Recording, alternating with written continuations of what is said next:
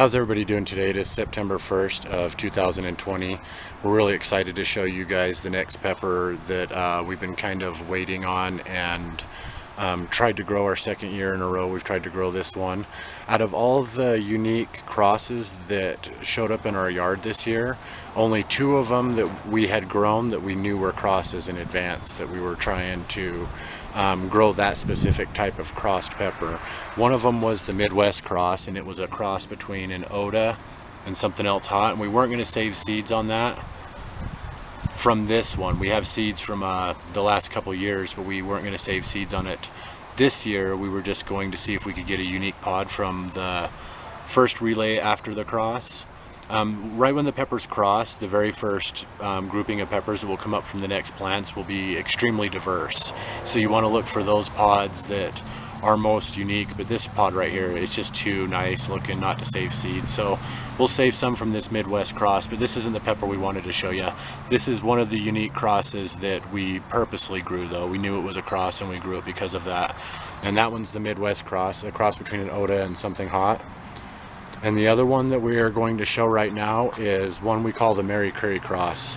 A couple years ago as well, the end of not last season but the season before, A Little Dirt Never Hurt up in Canada had sent us some seeds down there, and in those seed packages were seeds from several other people up in Canada.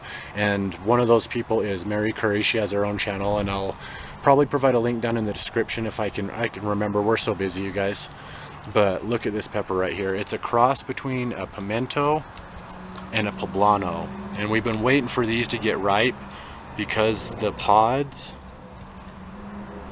are really kind of thick. So we think this one might be a good roasting pepper or a good ripe cooking pepper.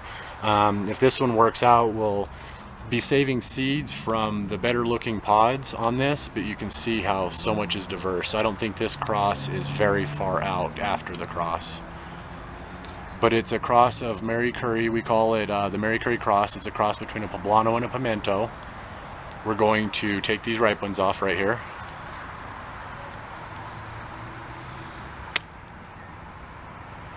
It's like a Canadian fire apple. The poblano could leave some lingering heat, but it should leave a kind of juiciness or a roasting texture to it, and we'll find out in just a second. And then the pimento is a really good sweet pepper as well for cooking. So should we take this one too, or? Sure. Last year we had these going, but before they ripened, we got hit by the cold. So September 1st, this is the Mary Currie cross. Take these inside and give them a taste. Love you guys.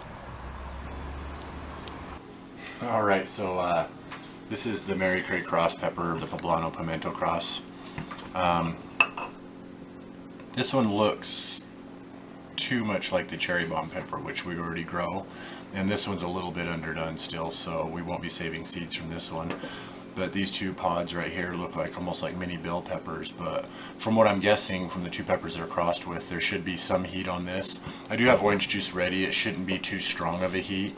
The primary reason we wanted to take a look at this though was for another cooking pepper, an alternate to our cherry bomb peppers, or possibly a grow alongside with those so we have more cooking peppers. One of Angel's favorite things to do with these hotter peppers is to cook with them and add them to a lot of our different foods and stuff like that. I think I lead a little bit more on the side of snacking off of them, and she leads a little bit more on the side of the culinary uses. So hot peppers to her are just spreadable farther in foods most of the time, but hopefully this is a really, really good cooking pepper.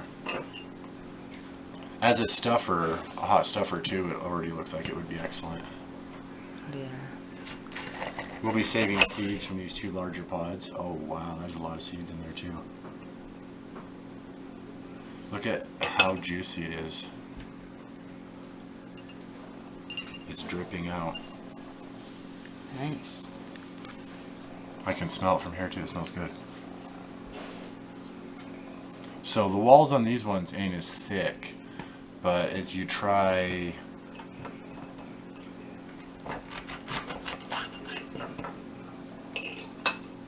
Look at that. That looks like a square stuff. Oh yeah. And a decent amount of seeds too. So I'll just knock these extra ones right over here and then.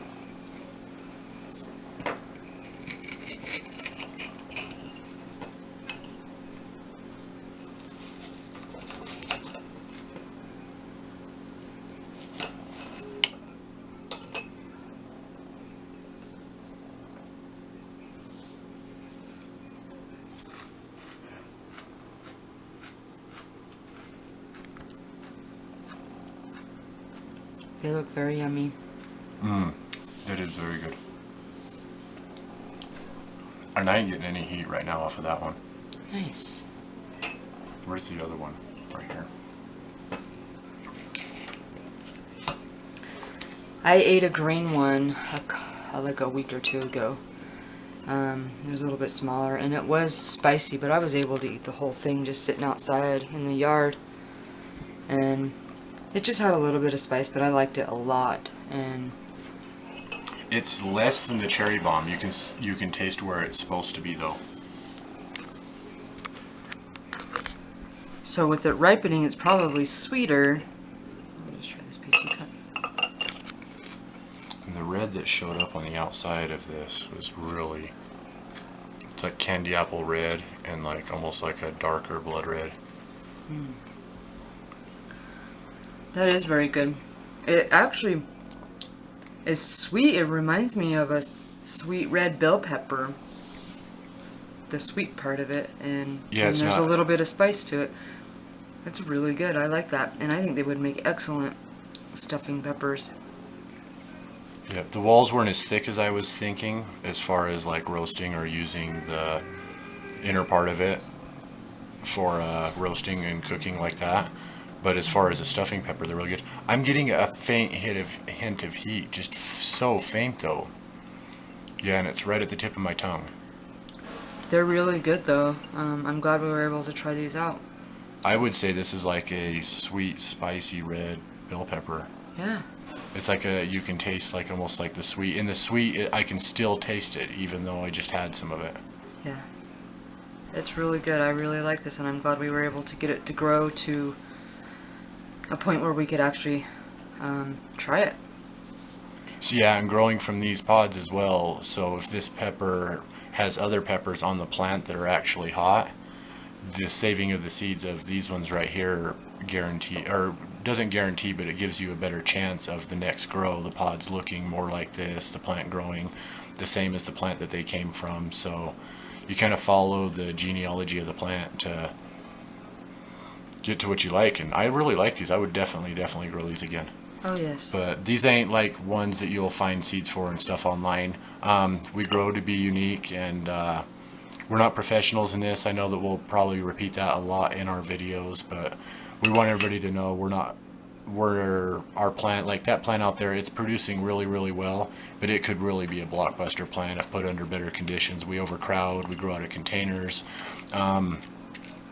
We kind of steered away from bell peppers because we were just getting these wonky smaller peppers growing in containers, and we were struggling, and we could grow a smaller sweet pepper and get twice the production on it. So we started sticking with the smaller peppers, but we're starting to lean up into bigger peppers like the Oda and some of these other ones. I wouldn't call this a hot pepper. I would call this a sweet pepper. This one right here, I would allow my son to try. That's how low the heat is on it. I would say 500 to 1,000.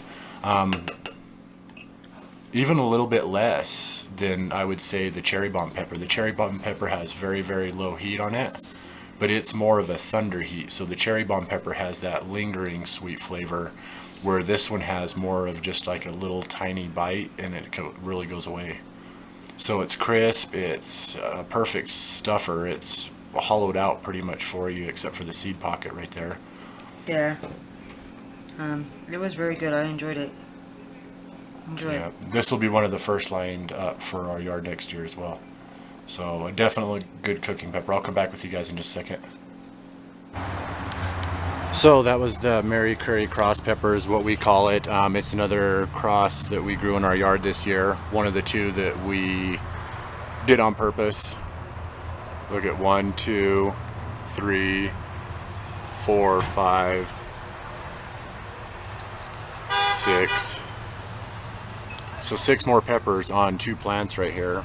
Really strong. If we would have grown this by itself, I think we would have did a lot better with it as well. And also, we want to save a lot of seeds this year, so we were letting those peppers ripen really, really well before we got them off, because we wanted to taste this one ripe. It's in my opinion, it was probably a lot better. I know I haven't tried it unripe yet, but it was really, really good ripe. It had a really, really sweet flavor, a definite regrow for us. So the poblano and pimento, another unique cross that hit our yard this year, and a great cooking pepper, strong plants. This one would have done so much better by itself and given a little bit more space. It was crowded, that's why they're growing so tall.